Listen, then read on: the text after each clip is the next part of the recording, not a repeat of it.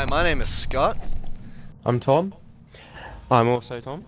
and this is Reactiview, and today we are reviewing Penumbra Overture. It's part of a series developed by Frictional Games, and I would call it a horror adventure. I don't know about you guys, but that's what I'm calling it today.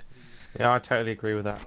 Okay, yeah, horror adventure. Anyways, Well, the game's premise is that you play as a 30-year-old physicist Philip who receives a letter from a supposedly dead father.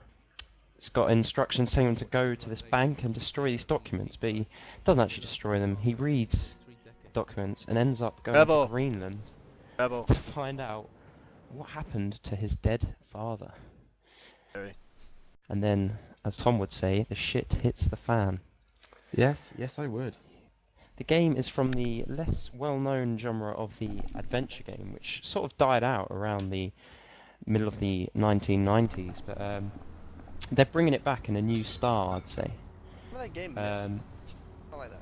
First-person game that Oh, utilizes like physics play. So, for example, like on the screen, you get this little hand, and there's lots of puzzles you have to do using the physics. For example, you have to turn things using it and pull open drawers, and I think it really fits into the game well, and you feel sort of more involved in what's actually It's going on the screen. immersive, isn't it? The way you do Yeah, it. yeah, it's definitely increases the immersion factor. Like, open drawers with your mouse. It's yeah. It feels natural. Yeah. The controls, well, I like those area of the controls, although the combat is a bit tricky. It's I guess that's to add. It adds to the fear, and there's a lot of fear in this game. It's a really psychological, scary game. It had me screaming quite a lot as yeah, you do shoot yourself quite a few times throughout the game. yeah. It's not like big in-your-face Dead Space style scares. It's the more subtle but really get to you sort of scares. So you're afraid to open that next door when you're playing through the game. You just want to turn back and you just want to switch it off. But it's so good fun that you just keep on going.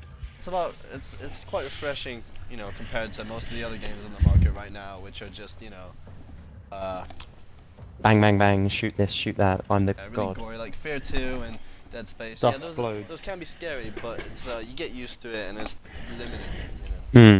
This really helps give you that feeling of despair and helplessness, like you're really trapped and there's nothing you can do, and you've got no power. You only get like a pickaxe, don't you, for a weapon? Yeah, there's a pickaxe hammer. and some hammer, and they're hard to use. I don't know if that's a deliberate choice by the game developers, but combat is not easy, so you're not going to be wanting to take the enemy's head on. You're going to be running, screaming, really. Yeah, if they The enemies find do you. involve a dog with yellow eyes. You meant to A try to screamy avoid growl. it, aren't you? Try to avoid it. Spoilers. I know there's one case you have to throw meat and distract the dog. It'll go smell it, and you can sneak by, for example. But there's multiple ways to do some, like get past the enemies. Overall, the graphics, I'd say, are quite basic, although it is an indie developed game, so it's not got the big budget of other games you see around. But I think they do the job well, and Yeah, they're not bad. they're not terrible, They're and alright. What's it compared to they're maybe fine. Half-Life 2. Similar, yeah. It's got some very nice lighting effects, actually, in the game, It does add In the to dark the, tunnel. which is important for a game where fear is it does have a an large atmosphere. element. It does have an atmosphere. Yeah, it's definitely enough to bring the atmosphere, which brings me on to the sound design on the game, which I'd say is brilliant. Really, the music's just that right tone to keep you freaked out, and like Oh the yeah, the doors music was the creak, worst part. you hear scuttling behind you, There's screaming that scares Random- the shit yeah. out of me. Oh, it's just- strange noises, and I think that really helps to it's all back to give that the game the atmosphere it's got. Yeah, Hmm. psychological effects it has on you, I guess. Yeah. So overall, I'd say, even though it's been pretty under the radar, this game, I hadn't heard of it until the Humble Indie Bundle, which is now over, sadly. But that was a great deal. That. Did Yeah, spend it's one a fantastic fee. game, and I would definitely recommend picking it up because I think it's pretty cheap. Only a fiver maybe for the whole series or something. So Which is pretty damn good. It's a good game.